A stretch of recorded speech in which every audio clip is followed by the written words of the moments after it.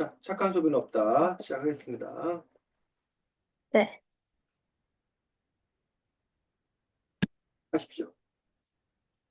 어, 이 책은 착한 시민은 없다라는 전체적인 주제 안에서 이제 환경 문제에 대해서 많이 다루고 있는데, 이 책을 보면서 가장 뭔가 인상 깊게 봤던 부분이라는 질문이었는데요.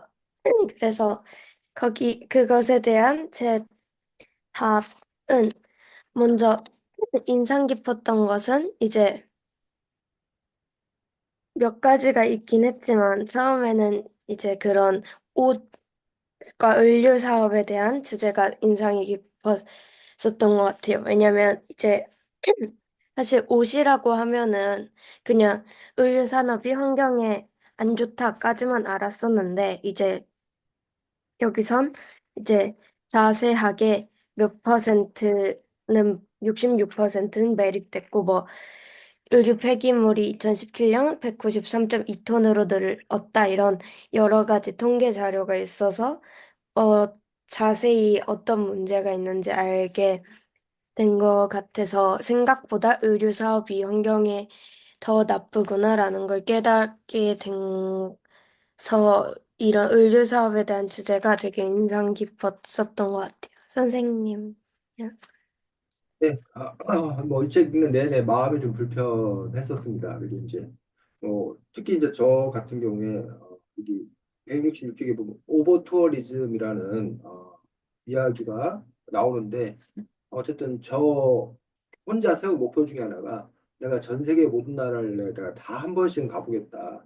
물론 이제 날이 갈수록 못 가보겠구나. 그 꿈은 이룰 수 없는 꿈이 되겠구나. 라고 좀 이렇게 지금은 마음을 좀 이렇게 포기하는 쪽 뭐 이런 생각도 없잖아 있지만 어쨌든 여러 나라를 가보고 싶다는 그런 소망 뭐 이런 게 있는데 이 측에서는 어쨌든 그 여행으로 인해서 몸살을 앓는 지구 전 곳곳의 어떤 그런 문제들 그뿐만 아니라 음, 그 여행으로 인해서 이 챕터 말고 다른 챕터에 나오는 문제긴 한데 어쨌든 그 비행기가 그 철도나 뭐 이런 것들에 비해서 훨씬 더 이제 탄소를 많이 유발하는 그런 문제라던가 라고 하는 것들 그래서 뭐 이 책에 따르면 결국은 그냥 안 움직이는 게 지구를 위해서는 사실 최선의 길인 것처럼 느껴져서 어, 어디까지가 괜찮은 거냐라는 점에서 어쨌든 인간이 이렇게 다양한 경험을 쌓고 뭐 여행을 많이 하라. 이게 그동안 우리에게 그 알려진 그런 이야기들이었었는데 이 책은 이런 물론 여기는 오버 투어리즘이 되고 과도한 여행도 역시 아, 여러 가지 문제가 있다라는 어떤 그런 측면에서 그 정도가 어느 정도여야 하는 건가 라는 부분들 그 부분들에 대해서 어쨌든 마음이 좀 많이 불편했습니다. 네.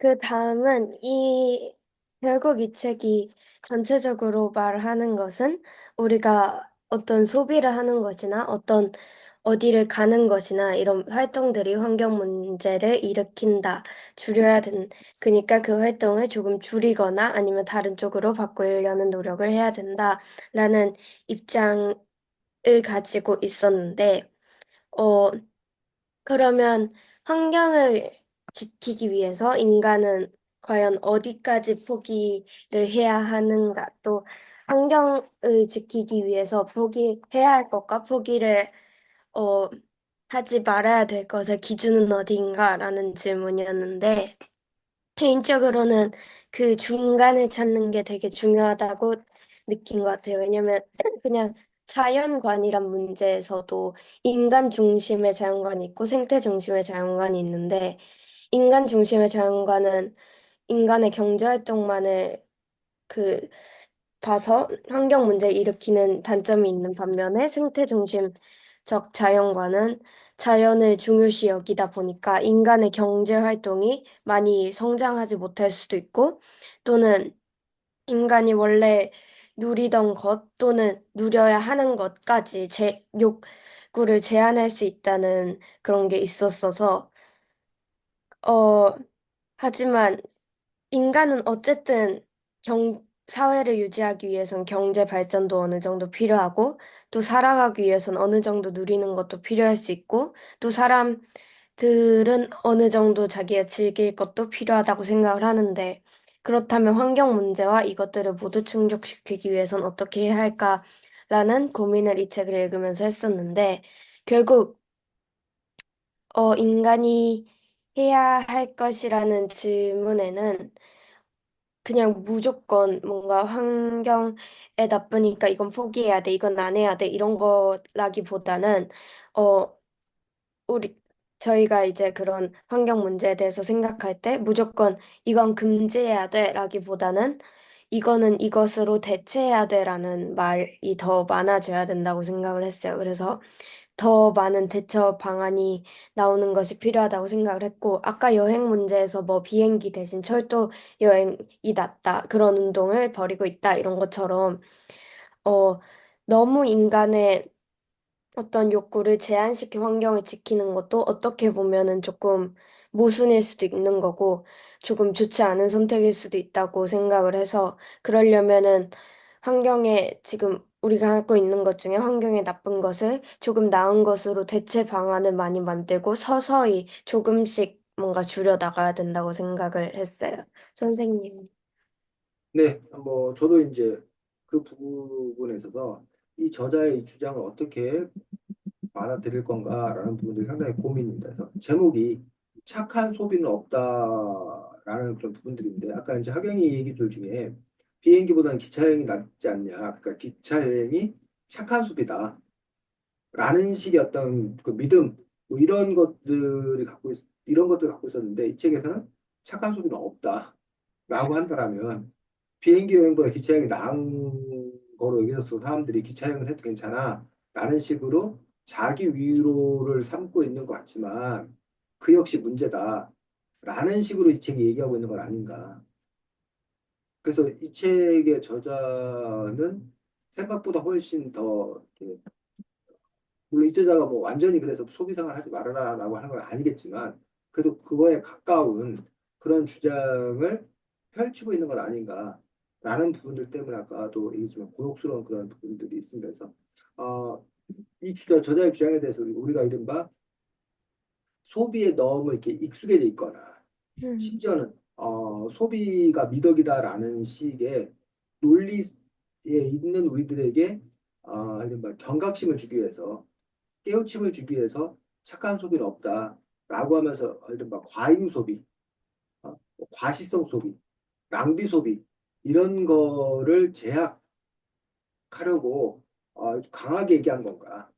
아니면 진짜 착한 소비 자체에 대한 부정론을 얘기하고 있는 건가? 라는 점에서 이 저자의 진짜 의도는 뭔가라는 부분들이 좀 궁금한 부분들이 어, 있습니다. 그래서 그 아까 뭔 얘기를 하다가 내가 지금 잊어버렸는데 그 질문이 뭐였지? 그 마지막 질문이 뭐였지? 학영인가? 아, 그, 그렇다면 그런 문제에서 저희가 취해야 될 태도는, 그 취해야 될 태도라고 하는 점에서 그러니까 어쨌든 그 선생님이 이제 그 게임 체인저 기본소득 그 책에서도 선생님이 이제 고민의 지점들이 그 마지막 장에서 그런 얘기들 그러니까 인간이 기본소득을 얘기하는데 과연 이 지구가 인간들만의 것이냐 라는 점에서 동물들이나 비인간 존재들의 공유부에 대한 권리도 있지 않느냐. 그럼 그 권리들에 대한 기본소득은 그러니까 비인간들, 동물이나 식물들의 기본소득은 어떻게 보장을 해줄 거냐라고 하다가 이제 그 책에서 이제 스님이 낸 아이디어는 인간의 목에 대해서만 인간이 나눠 갖자. 라고 이제 얘기를 했고 그렇다면 지구를 인간 중심으로 인간이 마음대로 이용하는 것들이 아니라 지구에서 다른 비인간 존재들의 몫은 남겨두고 인간들 존재의 어떤 그런 몫에 해당되는 그런 부분들에 대해서만 개발을 하고 그 음, 것들을 다시 이제 기본소득으로 나누어 줌으로써 어, 지구와 인간이 조화를 이루고 인간들 내부에서도 조화를 이루는 그런 형태가 되겠다라는 그런 아이디어를 냈는데 근데 이제 그 아이디어의 이제 문제는 그 인간의 몫을 얼마로 계산을 할 수 있는 음, 건가라는 부분. 그래서 만약 그것이 계산 가능하다라면 그러면 그 정도까지만 소비를 해야 되는 거겠지. 음, 인간들의 몫에 해당되는 어떤 그런 부분들. 그래서 어, 그걸 찾는 게 좀 이렇게 필요하지 음, 않나라고 생각합니다. 그래서 쌤 개인적으로 뭐 예를 들면 이런 식의 계산들, 그러니까 사람들이 다 주거할 수 있는 공간의 음, 평수를 따지고 그 다음에 인구수 80억 인구다 그러면 80억 인구가 살 수 있는 공간이 얼만큼이다. 그러면 1인당 평균 얼마 정도의 공간을 허용해 줘야 된다. 최소한의 보장을 해줘야 된다. 그리고 이제 그렇다고 뭐 똑같이 나오자는 건 아니고 거기에 이제 몇 배 정도의 어떤 그런 그 폭을 좀 이렇게 제시할 필요가 있지 않나. 근데 이제 거기에서 지구 전체를 인간이 살 수 있는 어떤 그런 곳으로 하는 것들이 아니라 아까 말했던 비인간의 몫이라는 걸 남겨두고 인간 지구에서 그 인간의 몫에 해당되는 그런 부분들 다시 나누는 어떤 그런 계산들 그래서 그 부분에 있어서 어, 그 정도까지만 소비하는 걸로. 뭐 에너지라던가 뭐 공간이라던가 뭐 이런 부분에서 그 정도까지만 소비하는 걸로 그런 합의를 이루면 좋지 않을까. 근데 이제 우리는 그동안 너무 성장 제일주의, 더 잘 살아야 된다, 잘 살아보세요 이런 그 신념이 너무 강했기 때문에 이 책에서 제기한 어떤 그러한 여러 가지 환경 생태의 어떤 그런 문제가 발생한 것도 아닌가 그런 생각을 했습니다. 네. 그 다음은 실제 사례 중에 이제 그 부탄 정부가 관광세를 걷는 것에 대한 이야기였는데, 이제 부탄은 관광을 하려면 여행 경비에 하루 65달러를 관광세로 내야 관광을 할 수 있다고 하는데, 이런 부탄 정부의 결정에 대해서 어떻게 생각하는지라는 질문이었고요. 제 생각은, 어, 저는 괜찮다고 생각을 했어요. 물론 어떤 사람들에게는 이게 약간 내가 여행 경비를 여행할 때 그냥 돈을 씀으로써 경제도 활성화되고 이런 면도 있는데 왜 관광세까지 내야 할까라고 생각을 할 수도 있지만 현재 그냥 여러 가지 문제를 봤을 때 이제 사실 여행으로 인해서 자연이 많이 훼손되는 것도 있고, 또 아까 말했듯이 비행기나 철도 이런 문제들도 있기 때문에 관광세를 받는 것 자체는 좀 좋은 선택이다라고 생각을 했어요. 하지만, 어, 관광세를 이제 걷는 만큼 그 관광에서 관광객들이 잘 그 관광을 할 수 있게 정부 차원에서 지원이나 또는 그런 정책들도 있어야 이 관광세를 내는 것에 대해서 사람들이 어, 맞다고 생각하지 않을까, 부당하지 않다고 생각을 하지 않을까, 이런 생각을 해서 관광세를 걷는 것 자체는 좋은 선택이지만 그런 관광세를 거두려면 그만큼 뭔가 정부 차원에서 관광세를 걷는 만큼 그 돈을 이용해서 조금 관광이 편해지도록 해야 되지 않을까. 또 환경 문제에 대해서 더 신경을 쓰는 모습을 보여줘야 되지 않을까라는 생각을 했어요. 선생님은요? 네, 제가 몇 년 전에 부탄을 다녀왔는데 실제로 그 관광세를 내고 부탄을 이제 다녀오게 됐고 그 부탄 같은 경우에는 거기 가면 그 나라에서 파견한 뭐 공무원 비슷한 사람이 우리 저기를 따라 같이 다닙니다. 그래서 이제 뭐 어떻게 보면은 좀 감시받는 기분? 뭐 물론 그 사람들이 감시하는 건 아닌데 어쨌든 그게 좀 이렇게 통제되는 그런 상황들이 있는 거고 어 뭐 그 나라 정부의 방침이 그렇게 여러 가지 그 관광세를 걷는 어떤 그런 이유들이 커다랗게 두 가지인데 쿼터제. 그러니까 이 책에 나와 있는데 부탄의 그 자연 환경이나 이런 걸 보호하기 위해서 너무 많은 사람이 오는 것도 싫다. 안 된다. 라고 하는 부분에서 그것들을 제한하는 어떤 그런 장벽으로서 관광세라는 부분도 있는 거고 또 하나는 그 관광세를 거둠으로 인해서 그 관광세를 가지고서 또 이제 그 부탄에 필요한 여러 가지 경비들을 또 마련하기 위한 그런 방편 인 측면들도 이렇게 있습니다. 그래서 어, 한편에는 보면 부탄이라는 나라가 그렇게 잘 사는 나라가 아닌데 애들이 무슨 자신감을 갖고 이렇게 할 수 있나?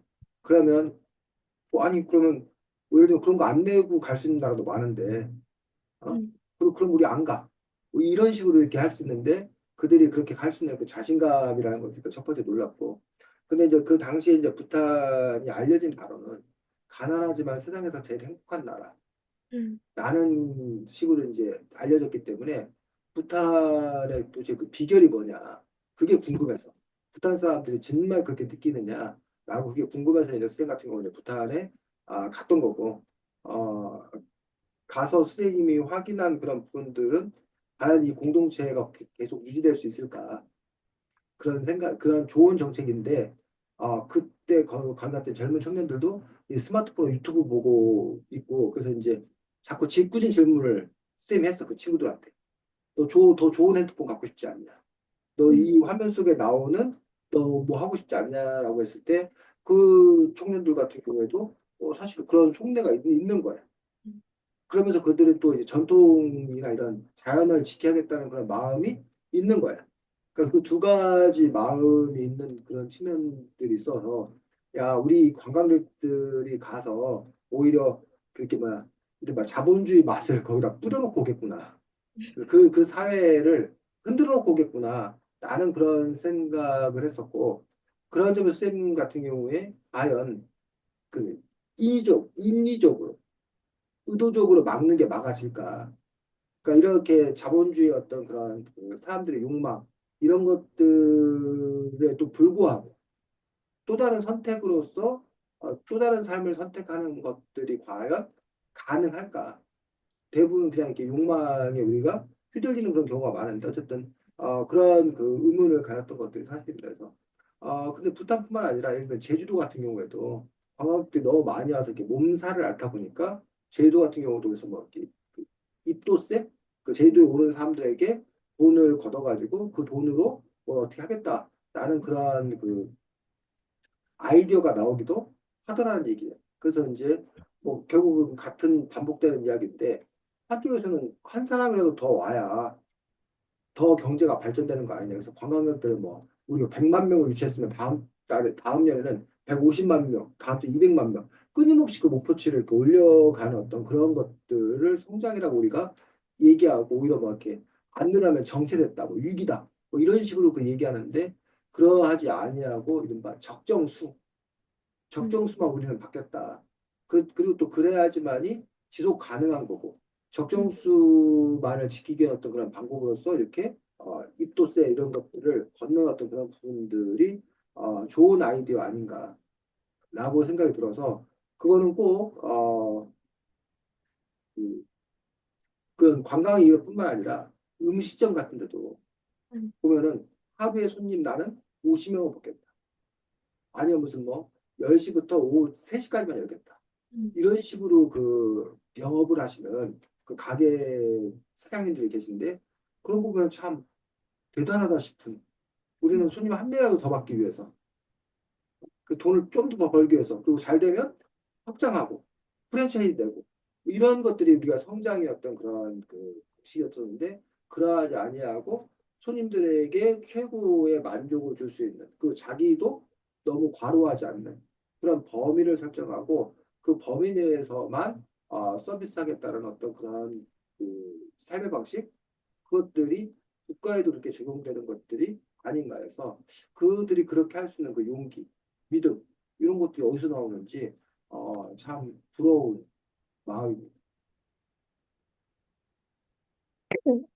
그 다음은 블랙 프라이데이에 관한 건데, 사실 요즘 뭔가 마트나 어디 어쨌든 상점에서 광고를 하는 거 보면 블랙 프라이데이, 뭐 여러 그런 홀리데이를 삼아서 이제 좀 쇼핑 업계에서 광고도 하고 그런 세일도 하고 어떤 물건을 많이 팔기 위한 전략을 세우는 경우가 많은데 그런 홀리데이로 인한 소비에 대해서 어떻게 생각하는지가 첫 번째 질문이었고요. 두 번째는 그것을 그것을 이제 조금 제한하기 위해서 생긴 아무것도 사지 않는 날이라는 키워드에 대해선 어떻게 생각하는지에 대한 두 가지 질문이었어요. 저는 일단 블랙 프라이데이랑 어떤 그냥 발렌타인데이나 화이트데이 이런 거를 봤을 때 사실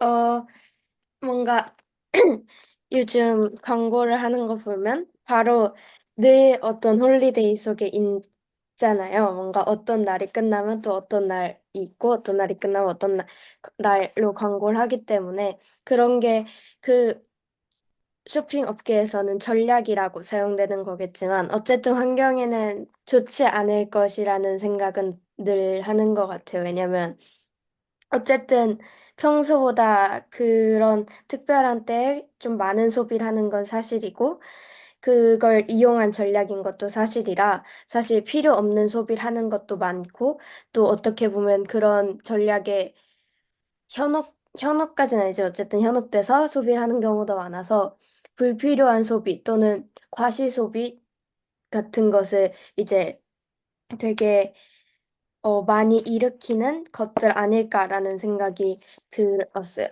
그리고 두 번째에서 아무것도 사지 않는 날에 대해서는, 어, 두 가지 생각을 했는데, 첫 번째는 이런 블랙 프라이데이 같은 에 대해서 과소비에 대한 이런 것을 막을 수 있는 하나의 날이라고 생각을 했고요. 왜냐면 블랙 프라이데이가 끝나고 이제 아무것도 사지 않는 날은 그날은 소비가 조금 위축이 되니까 조금 균형이 맞을 거라고 생각을 했지만 두 번째는 과연 아무것도 사지 않는 날이라는 거를 확대해서 조금 추진을 했을 때 그럼 쇼핑 업계에서 일하는 사람들의 반발이 없을까? 결국 그 날에는 평소 벌던 이윤보다 적게 벌 수밖에 없겠고, 또 블랙 프라이데이가 끝나면 또 물건도 많이 남는데, 그런 상황에서 아무것도 사지 않는 날이란 키워드가 등장을 했을 때 쇼핑 업계의 사람들이 반발이 없을까, 또 자신의 이런 이윤이나 업종만 제한한다고 하지 않을까, 이런 생각도 동시에 들어서 아무것도 사지 않는 날은 그냥 봤을 때는 좋아 보이고 환경에 도움이 다고 생각할 수 있지만 이 아무것도 사지 않는 날이란 키워드가 조금 더 확대되고 진짜로 많은 사람들이 이용할 수 있게 실현되려면 그런 쇼핑 업계나 업계에 일하는 사람들의 반발을 잠재울 무언가가 필요하지 않을까 또 더 현실성 있는 방안이 필요하지 않을까라고 생각했어요. 선생님. 네, 뭐 블랙 프라이데이뿐만 아니라 저 개인적으로 이제 고민하는 것들은 요즘에 그 해무 아, 데일리에서 있는 바 중국 그런 업체들이 한국에 상륙하면서 처음에 이제 자리 잡기 위해서 우리가 척가 공세 그리고 엄청나게 펼치는데 그러면 거기 가면 막 900원, 800원 막 이런 거에 뭐 물건을 살 수 있는 거야. 거기다가 택배비도 공짜야. 딱 하나 그냥 시간이 우리나라에서 주문하면 뭐 하루나 이틀이면 올 거를 거기는 한 10일? 일주일에 한 10일 정도 걸린다는 것뿐 그 외에는 어쨌든 거기서 막 이렇게 오시면 뭐 여러 가지 뭐 운동기구나 막 이렇게 있는데 다 한국에서 사는 것보다 거의 뭐 절반 가격 아니면 뭐 3분의 1 가격 이런 걸 보면서 선생님이 아마 그 평생 사는 동안 쇼핑한 것보다 테무 그것 때문에 산 게 더 많을 거야. 그 한 20가지도 더 산 것 같아. 근데 이제 선생님한테 필요한 거를 이제 소소하게 이제 사는 건데, 근데 이제 거기에 문제가 13,000원 이상을 사야 저게 되는 거야. 이렇게 첫 주문이 되는 거야. 근데 거기 보면 뭐 500원짜리도 있고 뭐 1,000원짜리도 있고 2,000원짜리도 있고 뭐 그러는데 선생님이 운동화를 사려고 그러는데 운동화 한 켤에 뭐 4천 원인가 뭐 이렇게 5천 원인가밖에 안 해.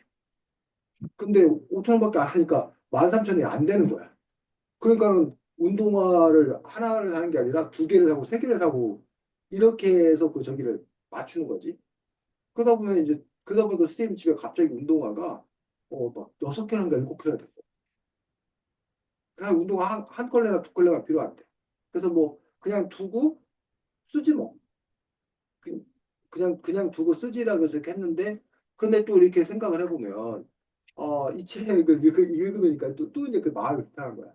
내가 필요도 하지 않는 운동화를 많이 갖다 쟁여서 사놨던 어떤 그런 소비 형태 이른바 이것들 이제 여기 책에 나오는 패스트 패션 음, 그냥 쓰고 그냥 버린다 라는 식으로 너무 쉽게 생각하지 않았나. 근데 그거를 이제 가격으로만 놓고 보면 그렇게 해도 상관이 없는 거지 사실. 음, 경제적 합리성만 놓고 보면. 근데 이 책에서는 그 내가 그렇게 함으로 인해서 택배 과정 그 운동화가 결국은 다 내가 얼마 안 신고 버렸을 때 그 쓰레기 처리 비용이라고 하는 어떤 전체적인 측면들을 생각해 보면은 그거는 대단한 문제다. 라는 식으로 지금 이 책에서는 이야기하고 있지 않는가. 그래서 이제 블랙 프라이데 같은데 세일을 많이 하면 사람들이 이건 일단 사놔야 돼. 이 가격 이 미친 가격이면 이거 무조건 골라야 돼. 게이드 뭐 이러면서. 그러니까 그게 나한테 필요한 거라 사는 게 아니라 평소에 뭐 5만 원짜리 였는데 오늘은 2만 원에 판다. 그러니까 5만 원짜리 2만 원에 살 기회가 있단 말이야. 그럼 그걸 일단 사야 되는 어떤 그런 마음들. 그래서 그렇게 이제 그 사람들의 소비를 이렇게 길들이는 어떤 그런 전략들인 거고. 그다음에 뭐 아까 얘기했듯이 무슨 발렌타인데부터 시작해서 각종 데이들을 다 챙기다 보면 정말 이렇게 사람들이 어, 그 소비 문화도 문제지만 더 문제가 생활할 수가 없는 거지. 자기가 어차피 월급은 정해져 있는 건데, 좀 기념일 뭐 챙기고 뭐하고 하다 보면은 정말 허리가 휜다는 거지.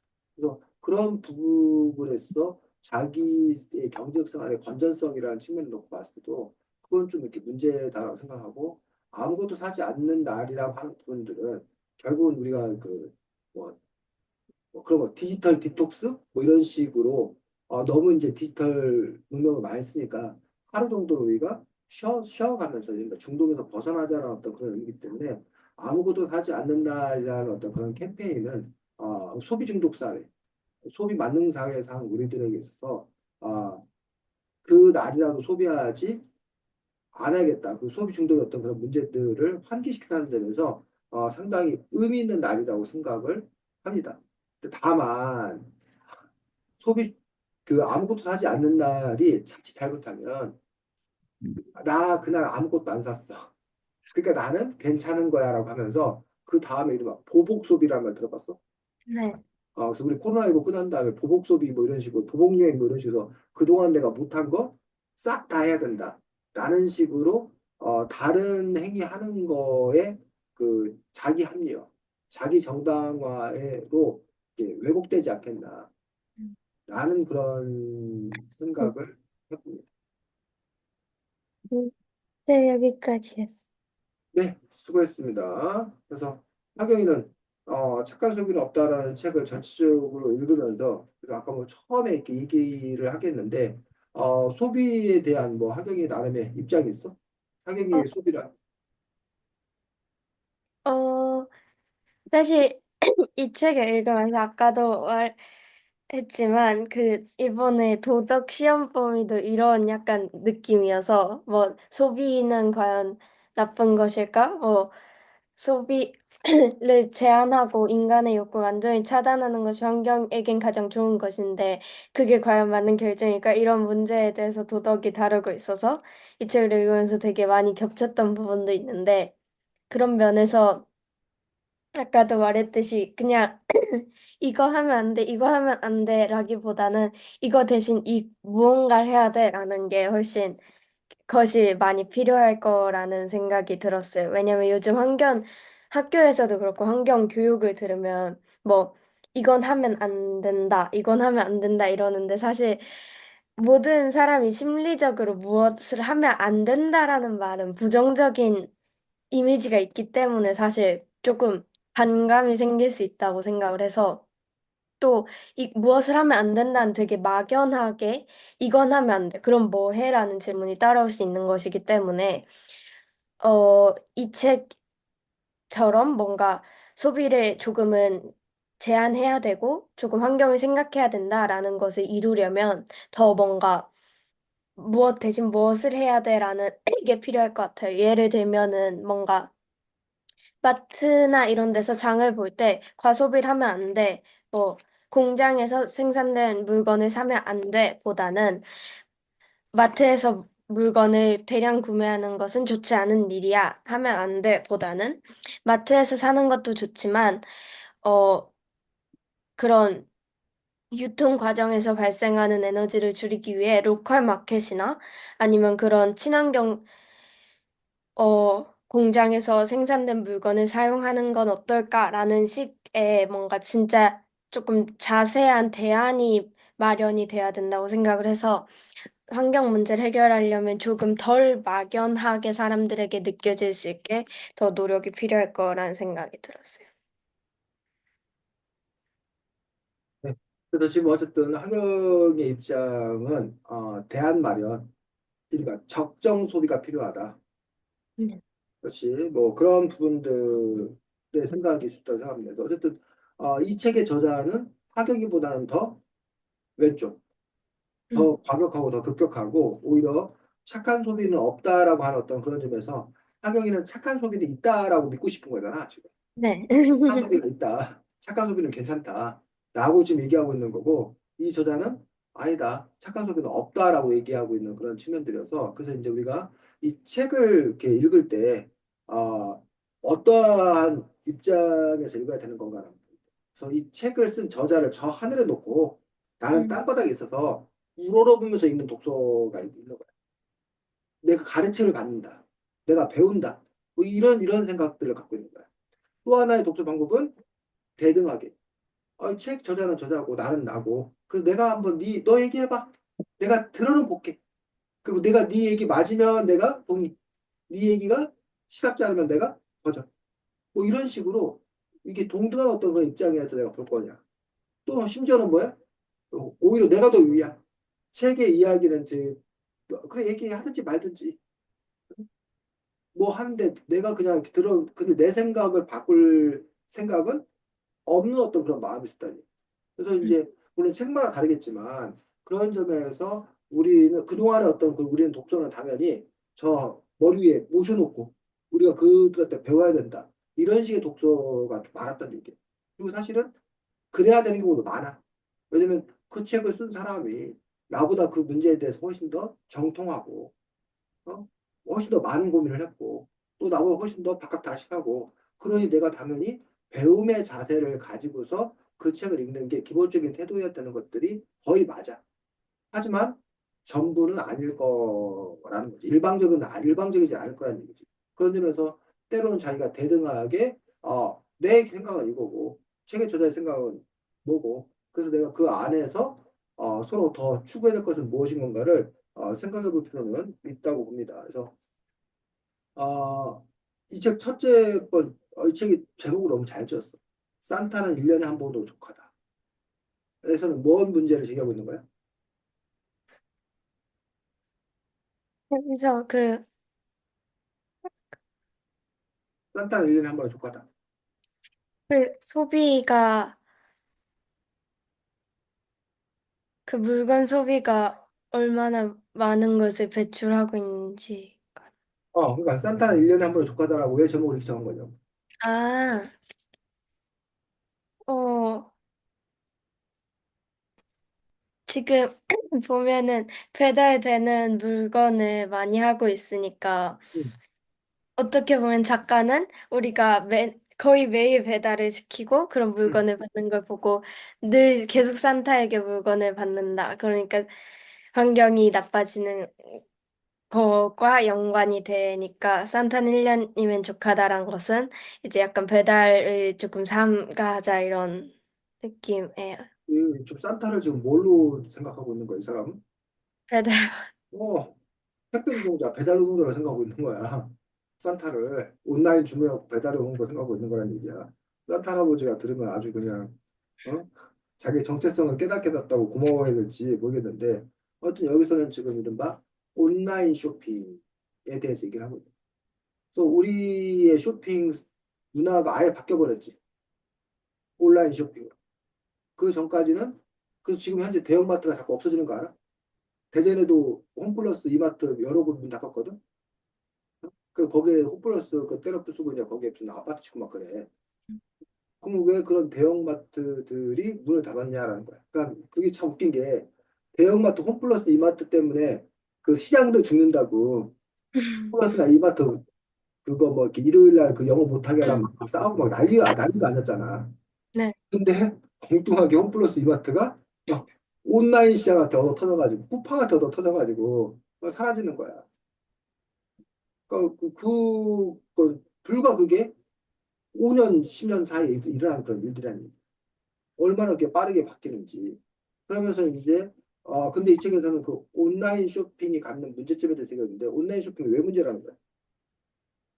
어, 일단 그 온라인 쇼핑을 보면 배달이 올 때 물건만 오는 것이 아니라 포장재나 또 완충제 같은 것도 오는 것도 있고 또 이제 물건이 유통되는 과정에서 발생하는 그런 환경 문제도 있는.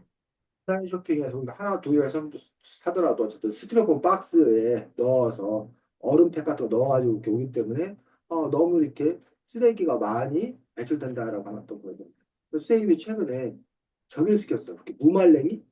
아, 온라인 쇼핑에서 무말랭이를 시켰더니, 그니까, 반짝하게 사면 무말랭이 요만큼에도 뭐 5천 원 이렇게 하거든?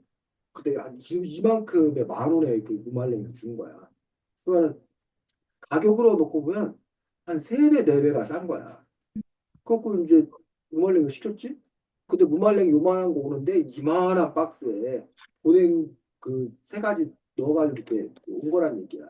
그 부분에서 내가 그냥 만약에 집 앞에 반찬 가게 가가지고 락앤락 통 들고 가서 그 반찬만 들고 오면 그런 쓰레기가 나올 리가 없잖아, 첫 번째. 네. 두 번째로는 그게 보니까 그 회사가 저기 그 울산인가 어디 그쪽에 있는 곳에서 온 거야. 그럼 거기서부터 쉽게 말해서 뭐 자동차 타고 온 거잖아. 화물차 타고 온 거잖아. 네. 그 부분에서 이른바 탄소 발자국도 얼마나 크겠냐라는 거야. 그러니 무말랭이 같은 거, 이렇게 온라인 쇼핑으로 시켜 먹지 말고 뭐라는 거야? 동네 반찬 가게에서 사 먹으라는 거야. 이 책의 저자의 주장이 굳이 말하자면. 그 하경이도 그러자는 거 아니야? 음, 하경의 주장이? 음, 네. 왜 약간 쌤은 어? 그걸 알고 있음에도 불구하고 왜 쌤은 그럴까? 그 그러니까 개인적 측면에서 봤을 때는 아, 아무래도 게, 약간 편한 걸 선택하고 또 경제적으로 나은 게 인간 입장에서만 보면 경제적으로 더 싼 게 어떤 식으로 봐도 이득이니까 그런 거 아닐까요? 그렇지. 그러니까 그 이런 환경적 요소만을 떼놓고 보면은 분명히 그냥 가까운 곳 이용한 게 맞는데 그런데 이른바 가격적 요소를 놓고 보면 온라인 쇼핑이 더 합리적인 어떤 그러한 선택이라는 거지. 그래서 그런 부분에서 우리가 그것들을 전체적으로 고려를 해야 될 필요가 있다는 거야. 그래서 온라인 쇼핑이 생겨났을 때 온라인 쇼핑이 되게 저기 뭐야 환영받았거든. 음, 오히려 온라인 쇼핑 같은 경우가 그 공간, 가게라는 그런 공간을 가질 필요도 없고, 뭐 광고나 이런 것들을 할 필요도 없고, 그 소비자와 판매자가 직접 이어지고, 그런 점에서 더 효과적이지 않냐라는 어떤 그런 주장을 펼치고 있는 거지. 그리고 이제 동네 반찬 가게 같은 경우가 과연 더 이렇게 뭐야 효율적인 건가 이 부분에 대해서 우리가 계산을 또 어떻게 하냐에 따라서 계산 부분이 달라지더라는 얘기야. 그래서 얼음팩 이거 그 보냉팩 이런 것도 친환경으로 좀 바뀌잖아. 그리고 뭐 스티로폼 박스 이거 재활용하면 되잖아. 뭐 이런 식으로 이제 그걸 과학적인 그런 방법으로 해결 가능하다. 그래서 이미 온라인 쇼핑이 대세가 됐는데 이걸 다시 오프라인으로 바꾸는 거는 어렵다라는 그런 주장을 펼친 사람들이 있어요. 그래서 그 온라인 쇼핑에 있는 그 문제를 개선해 나가는 방식이 더 낫지 않냐라는 주장을 펼친 경우도 있고, 아니다.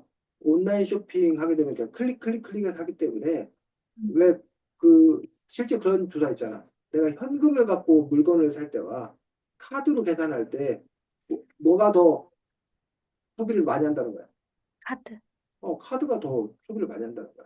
직접 내가 손에 이렇게 묵직하게 그 무게감이 있으면 그 사람이 물리적으로 느끼는 그런 마음이 크다는 거야. 근데 클릭 하거나 이럴 때 자기가 감을 못 잡는다. 그리고 아까도 말했듯이 먹을 만큼만 사는 게 아니라 그냥 1kg 막 이렇게 더 양을 많이 사다 보니까 그거를 충분히 소비하지 못하고 그냥 남는 건 버리면 되지. 뭐 이런 식의 어떤 그런 부분들이 결국은 낭비적 요소를 갖고 온다라는 그런 문제를 이 책에서는 지적하고 있는 건데 어쨌든 이 책에서는 온라인 쇼핑이 그동안 좋은 거, 편리한 거로 여겨졌는데 과연 그러한 건가라는 부분들에 대해서 다른 방식의 계산을 해봐야 되지 않냐라고 이제 역으로 문제를 제기하고 있는. 근데 이제 스테이 같은 경우는 근데 온라인 쇼핑이 과연 문제가 있을 건가? 이른바 다른 대안과 이렇게 비교해 보았을 때 그 차이가 또 뭐가 있지 않겠는 건가? 그 점도 함께 따져볼 필요는 있다고 봅니다. 자, 두 번째, 물건 소비는 물건만 소비하지 않는다. 이건 또 뭔 얘기야? 아, 어, 그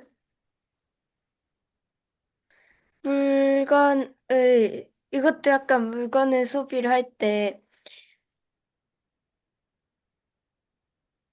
그, 다른 유통되는 과정에서 드는 에너지도 있고, 또 그러니까 유통되는 에너지가 있다. 그렇지. 그래서 이제 우리가 겨울에는 요즘엔 저기가 없었잖아. 제철 과일이라는 게 없어진 거 알아? 옛날에는 딸기는 봄에만 먹을 수 있고, 뭐 귤은 겨울에 먹을 수 있고, 뭐 수박은 여름에 먹을 수 있고 이랬잖아. 근데 요즘은 사시사철 우리가 귤 먹을 수 있고 수박도 사시사철 먹을 수 있고 그렇게 된다는 거지. 그렇게 된 데는 그렇게 두 가지 요인이 있어. 뭐하고 뭐 기술, 무슨 기술? 과학, 비닐하우스에서 비닐하우스에서 온도를 조절함으로써 우리가 아무 때나 먹을 수 있는 게 그게 큰 요인 중에 하나지. 비닐하우스에서 온도 조절해서 딸기 재배도 막 아무 때나 하고 막 이러니까 수박도 겨울에도 이렇게 재배하니까 그런데 이제 그 비닐하우스라고 하는 어떤 그런 부분들이 단지 그 비닐만 쳐놓은 게 아니라 그 안에 난방을 돌리고 냉방을 돌리잖아. 다 에너지를 쓰는 어떤 그런 부분이라는 거지. 제철 과일을 먹지 않으면. 그런 부분에서 이제 문제가 있는 거고. 또 하나는 수입할 수 있으니까. 하니까. 또 칠레 같은 경우가 우리나라하고 이제 반대잖아. 북반구 남반구니까. 그러니까는 우리나라의 제철이 아닌 거는 그 나라에서 이제 수입을 해오게 되면 철이 반대였던 그런 부분이기 때문에 그런 점에서 이제 가능하다라고 얘기를 하고 있어요. 근데 특히 이제 요 세계 교육의 활발한 세계 교육으로 인해서 우리가 풍성한 소비를 할 수 있게 된 것들에 대해서 우리는 환호해, 만족해. 음. 근데 이 책에서는 그걸로 인해서 이른바 이동거리, 그 이동거리로 인해서 물건이 운송되는 과정에서 탄소 배출이 어마어마하다는 문제점들을 지적하고 있는 거죠. 근데 그거에 대한 대안으로 나오는 것들이 바로 아까 말했던 로컬 푸드 운동, 로컬 푸드. 로컬 푸드 운동이 뭐야? 그 지역에서 그런 어디 물류센터 갔다 이렇게 오는 유통의 과정 없이 지역에서 바로 그 파는 상인 이 유통 바로 직접 유통을 해서 바로 살 수 있게 한. 그렇지. 그렇게 되면 이제 두 가지 문제를 해결하자는 거야. 하나가 아까 말한 대로 이동거리 상에서 드러나는 것들에 대한 걸 줄이자. 가까운 자기 지역에서 하는 거니까. 그 자기 지역에 산다는 얘기는 바로 겨울에는 수박 먹지 말자는 거야. 어? 다른 데서 수입해오지 않는 한 안 되는 거니까. 그래서 그냥 제철 과일을 먹자는 어떤 그런 부분들이 로컬 푸드 운동인 걸 볼 수 있고, 그래서 선생님 여기 새누리에 이사 왔더니 무슨 싱싱마트 뭐 이렇게 해가지고 그런 데가 이렇게 곳곳에 있어. 그래서 각 그 근처 지역에서 생산된 그런 농수산물을 유통하는 어떤 그런 구조를 이렇게 만든 것들. 그런 식으로 이렇게 되어 있는 것도 볼 수가 있습니다. 그래서, 근데 우리나라의 그동안의 어떤 그런 물류가 이렇게 발달하고 보니까 구조가 어떻게 되냐면, 모든 농산물은 서울에 가락동이라는 데가 있거든. 가락동 농수산물 시장으로 모여. 음. 거기서 다시 이제 전국으로 다시 뻗어나가는 거야. 그러니까는 우리가 예를 들면, 저기도 택배도 그래. 여러분들이 그 뭐야. 대전에서 뭐가 저게 됐어. 그 사업자가 있어.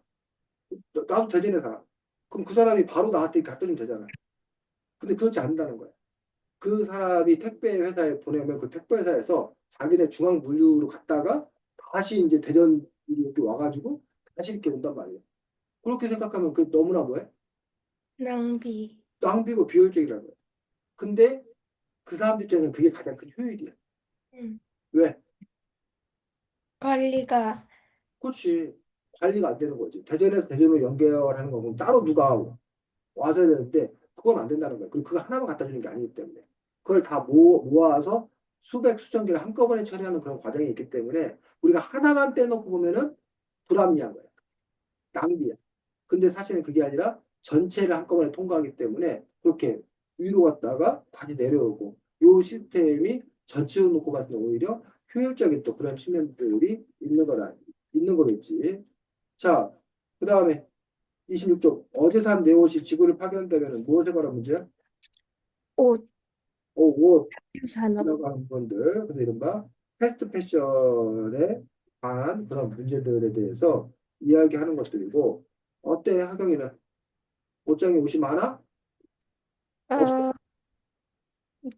있지 않을까요? 어? 그래서 이제 가끔 네. 이제 우리 여자분들을 좀 뭐라고 해야 되나, 남자들 입장에서 여자들 이해할 수 없다고 하는 것들이 옷장에 옷이 쫙 이렇게 있어. 근데 뭐라고 그래? 어? 옷장 옷을 보면서 뭐라고 그래, 여자들이. 그 여자분들. 입을 게 없다. 입을 게 없다고. 입을 게 없다라는 어떤 그런 부분들이지. 옷장에 옷이 이렇게 가득 차 있는데도 불구하고 입을 게 없다라고 말하는 어떤 그런 부분들. 그러니까 그것들을 우리가 어떻게 볼 거냐라는 어떤 부분들. 그래서 이제 이것들이 이제 문화적으로도 수렴도 이제 고민인 거야. 옷을 내가 어떻게 매일 그 옷을 얼마 만에 갈아입어야 하는가. 겉옷을 얼마 만에 갈아입어야 되는 건가. 쌤이 요즘에 이제 온라인으로 이렇게 수업을 하다 보니까 집 바깥에 나갈 일이 거의 없어. 쌤이. 그 바깥에 나갈 일이 거의 없어. 그러니까 그럼 바깥에 나가는 일이 없는데 내가 이번 주에 이 옷을 입었어. 그럼 다음 주에 이제 나가면 나 이 옷을 한 번밖에 안 입고 나간 거거든. 그 다음 주에 나갈 때 내가 이 옷을 또 입어도 돼? 아니 이 옷을 입으면 안 돼? 이 옷은 내가 세탁을 해야 돼? 안 해야 돼? 아, 이, 이런 그 당면한 그런 문제에 부닥치는 거야. 그리고 이제 우리가 속옷 같은 경우에도 당연히 이제 뭐 매일 갈아입어야 된다 이렇게 생각을 한단 말이야. 근데 당연히 뭐 땀 흘리고 뭐 하고 하면은 뭐 당연히 유생적이나 이런 걸 갈아입어야지. 근데 땀 흘리지도 않고 뭐 하는 일도 없어. 그런데도 우리가 그걸 매일 갈아입어야 하는 건가 어떤 그런 부분들. 하고 선생님 생각해보면 선생님 어렸을 때 목욕을 한두 달에 한 번 했거든. 음. 시골에 살았기 때문에 따뜻한 물도 안 나오고 뭐 하기 때문에 특히 겨울 같은 데는 거의 목욕할 일이 없었어. 그리고 이제 목욕탕에 한번 가려면 뭐 차 타고 한 시간 넘게 가가지고 하기 때문에 정말 이렇게 날 잡아서 목욕하고 오고 그래서 처자지 않았다는 얘기. 그래서 지금은 거의 매일 샤워를 하잖아.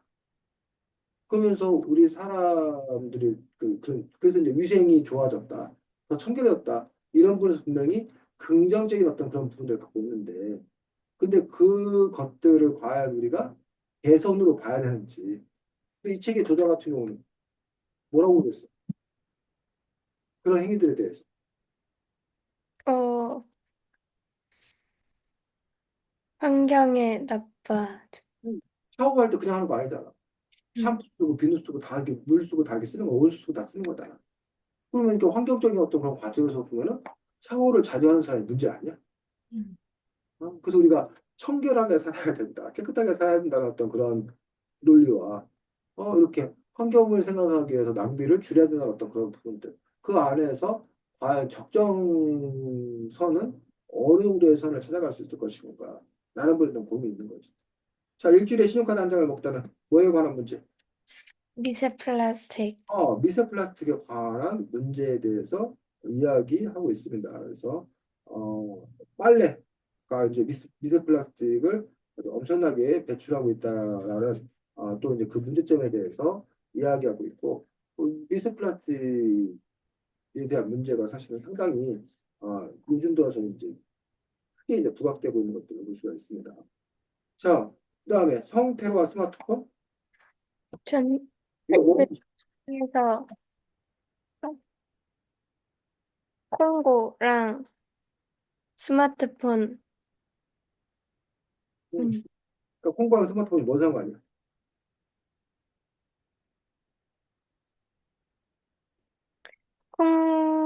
콩고는 그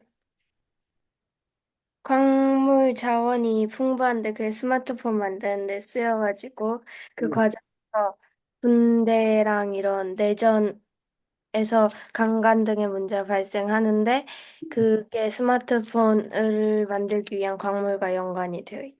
그렇지. 그래서 아마 좀 정확히 기억하면 콜탄인가 그럴 거야 아마.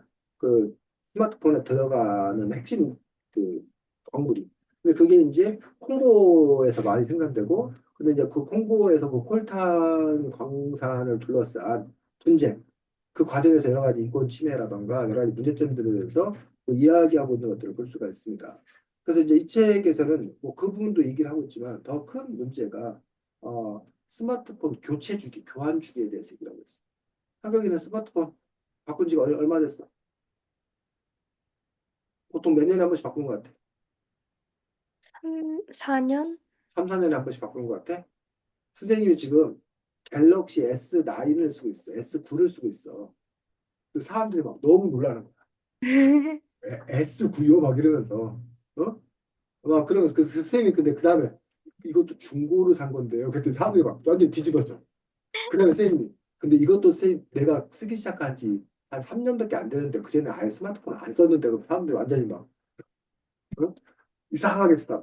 그 선생님도 이런 걸 안 쓰고 근데 이제 보니까 얼마 지나지 않아서 배터리 문제 때문에 근데 근데 이 배터리 문제를 하려면 그쪽에서 뭐라 그래?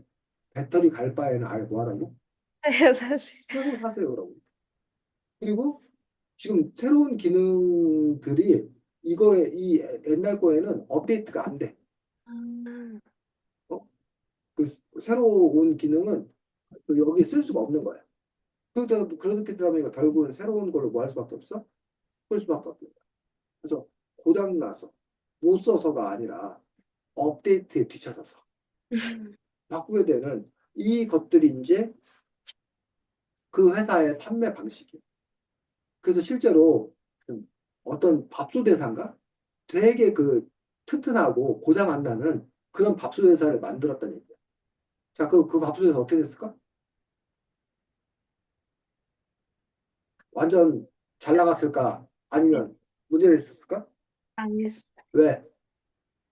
사람들이 한 번 사고 안 사서. 그렇지, 사람들이 한 번 사고 안 사서. 그러니까 그 회사라고 하는 어떤 그런 존재는 상품을 끊임없이 팔아야 존재할 수 있는 어떤 그런 회사들이잖아. 음. 근데 너무나 좋은 제품을 만들었더니 사람들이 안 사더라. 그러니까 더 이상 판매 수요가 일어나지 않으니까 그 회사가 유지가 안 되더라라는 식의 어떤 그런 논리를 갖고 있겠는 거야. 그러면 그 회사 입장에서는 어, 사람들이 뭐 할 수밖에 없게 교환할 수밖에 없게 만들다. 또는 우리가 필요한 거를 사는 게 아니라 광고를 통해서 마치 이게 뭐 한 것처럼 필요한 것처럼 허위의식을 심어주는 거야. 진짜 필요한 게 아닌데. 음. 그리고 또 다른 너가 이걸 갖고 있으면 멋져 보여. 음. 이거 하나쯤은 다 신사라면 뭐, 누구라면 이거 하나쯤은 다 갖고 있어야 돼. 라는 식의 어떤 그런 허위의식을 불러 넣어주는 거야. 그 물건이 내가 필요한 건가 필요하지 않은 건가가 아니라 이건 너의 자존심이야. 그래갖고 이제 뭐, 심지어 그런 말도 생겼잖아. 자동차를 고르는 기준이 옛날에는 승차감이었는데 지금은 하차감이라는 거야. 들어봤어? 아니요? 승차감은 뭐야, 승차감? 그 차에 있을 때, 음, 차에 있을 때 뭐 이렇게 차가 흔들리거나 하지 않냐고 좀 이렇게 평안하게 가느냐. 이게 이제 승차감이잖아. 근데 승차감보다 더 중요한 건 하차감이라는데 하차감은 차에서 이게 딱 내렸을 때 사람들이 자기를 바라보는 눈길, 시선. 이게 하차감이라. 즉, 좋은 자동차 타면 사람들이 부러운 눈으로 본다는 거야. 그러니 네가 이왕이면 좀 뭐야? 명품차. 어? 좋은 차를 타야 사람들이 너를 뭐 한다? 부러워할 거다. 라는 식의 그런 의식을 불어오시다는 거지. 그러면서 뭐 그 뭐야 소형차 타고 다니고 수행 경차 타고 다니거든. 경차 타고 다니는 데서 야, 인마 너는 나이가 있는데 뭐 이런 차 타고 다니냐? 뭐 이런 식으로 이제 친구들이 비하하는 거야. 그럼 괜히 선생님 입장에서도 뭐야? 위축이 돼. 어? 그러면서 뭐 선생님 스스로 이제 뭐 아유 야 나 이 차가 얼마나 주차하기도 편하고 운전하기도 편하고 비용도 조금 얼마나 좋은데 라고 하지만 위축되는 나를 발견하는 거지. 그러면서 차를 바꿔야 되나? 이런 생각이 이렇게 드는 거지. 어? 그래서 그러한 사회적 분위기 이런 분위기를 어떻게 바꿀 수 있을 걸까라고. 자 그다음에 겨울 폭우에 찍힌 디지털 탄소 발자국은 뭐야? 어, 그,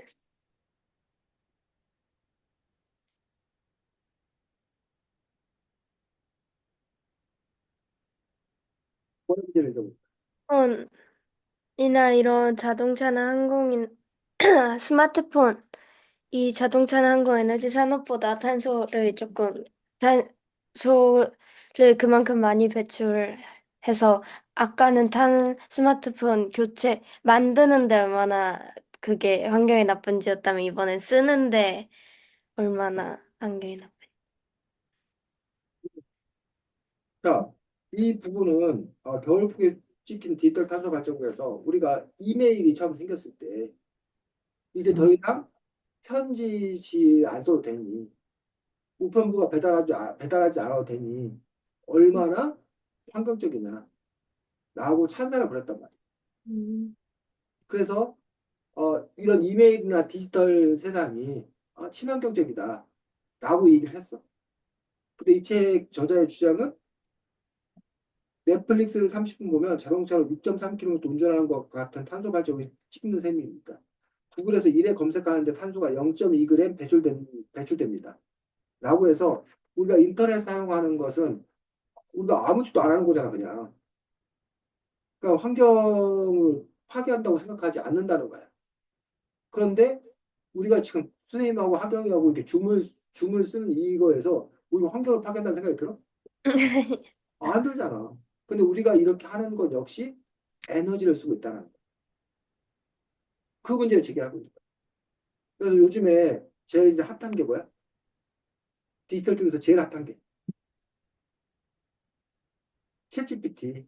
아, 어? 그 챗GPT로 대변되는 인공지능 AI 검색 시장 뭐 이런 것들이 엄청나게 핫하잖아.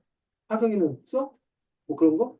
챗GPT나 뭐야 네이버에 그 뭐 있는데 무슨 엑스인가 뭔가 이런 것도 있고 그다음에 뭐 아니요.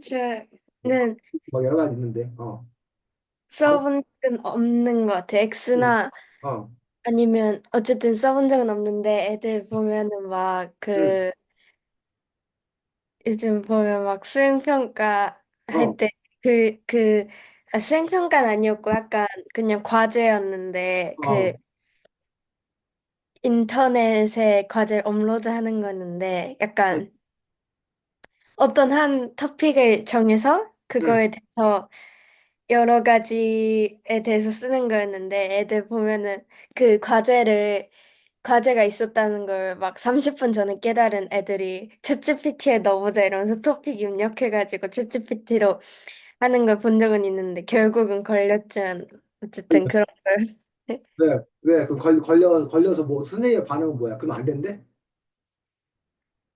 그 쓰면 아니요 안, 어, 웃으셨어요. 근데 어차피 수행평가는 아니었 아니었으니까 업로드하는 걸 했어서 뭔가 어, 혼나진 않았지만 어, 이런 생각을 하고 얘한테 이걸 입력할 시간에 차라리 글을 쓰라. 그래. 근데 아마 챗GPT 써보기 시작하면 그런 얘기 안 나오실 거야. 근데 어쨌든 그 챗GPT나 이런 것들이 엄청난 그 계산 속도가 필요한 거야. 음, 그래서 그 데이터 처리가 필요한 거야.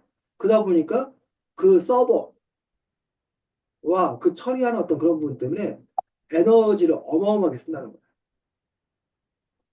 그렇게 됨으로 인해서 오히려 이런 그 디지털 탄소 발자국이라고 하는 부분들이 결코 친환경적이지 않다는 어떤 그런 주장을 펼치고 있는 거라는 얘기죠.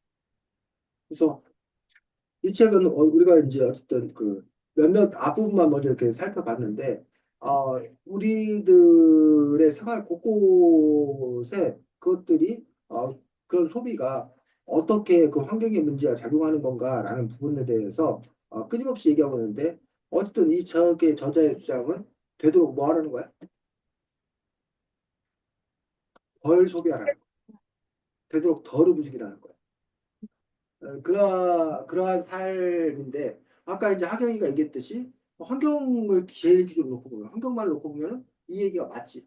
음, 근데 우리가 과연 환경만을 놓고, 기준으로 우리가 살 수 있는 건가? 환경 역시 우리의 삶의 한 요소, 한 부분이지 않는 건가? 라는 부분에서 내 삶에서 환경의 이슈를 어느 정도의 어떤 중심을 놓고 볼 것인 건가? 이런 부분에 대해서 하경이가 뭐 고민이 있어야겠다라고 생각이 듭니다. 자, 다음 주가 우리 글쓰기 네. 시간이고, 다음 주에 글쓰기는 문제 해결형 논술을 쓸 거야. 문제 해결 논술을 쓸 건데, 아, 우리가 그 찬반 논술 같은 경우는, 그 뭐야, 찬성한다, 반대한다, 뭐 이런 식으로 쓰는 거잖아. 근데 문제 네. 해결 논술은 문제 해결을 위한 네가 아이디어를 내는 거야. 그래서 지금 쌤 채팅창에다 붙여줬는데, 지구 환경 문제를 해결하기 위해 우리 청소년들은 어떻게 해야 할까? 라고 해서 음, 지구 환경 문제를 해결하기 위한 청소년들이 할 수 있는 일을 네가 제안하는 거야. 아, 그래서 이것도 역시 서론과 본론과 결론의 형식을 갖추고 있는 건데 찬성한다 반대한다 어떻게 해야 할까요? 첫째 이렇게 합시다. 그 왜 그렇게 그건 어떻게 하자는 건지 왜 그렇게 해야 되는 건지 둘째 셋째에서 그 방안을 제시하고 결론은 똑같아. 본론 제시한 거 모아주고 인생기 마무리. 근데 오늘 여기 중요한 게 마지막 부분이 붙은 거야. 지금 선생님 지금 채팅창에다 붙여놓은 거 보여? 네. 어. 착한 소음이 없다 책에 나와 있는 데이터를 최대한 활용. 음, 그러니까는 너가 다른 거 검색하고 이런 게 아니라 이 책에 나와 있는 데이터를 활용해서라고 하는 부분에서 이 책 역시 이제 자기의 이야기의 설득력을 높이기 위해서 각종 사례나 데이터를 제시하고 있잖아. 네. 마찬가지라는 거야. 하경이 역시 하경이 글의 설득력을 높이기 위해서는 데이터가 필요하다. 근데 하경이는 이제 다른 데이터를 수집하는 게 아니라 이 책에 나와 있는 데이터를 너 활용하고 또는 이 책에 어쨌든 할 수 있는 일이 많이 나와 있잖아요. 그 중에서 청소년들이 할 수 있는 그리고 청소년들 할 수 있는 일들 중에서 효과적인 세 가지. 너가 보기에 가장 중요한 문제다. 가장 효과적인 문제다라고 할 수 있는 어떤 그런 세 가지 방안들을 제시한 형태로 요 논술글을 작성하면 됩니다. 질문. 네. 이거 복사했어? 어떻게 했어? 사진 찍으세요. 사진 찍었어? 그래, 그래. 자, 어쨌든 또 다음 주 잘 지나가길 바랍니다. 다음 주에 어쨌든 편한 마음으로 볼 수 있기를 기대합니다. 수고 많았습니다. 안녕.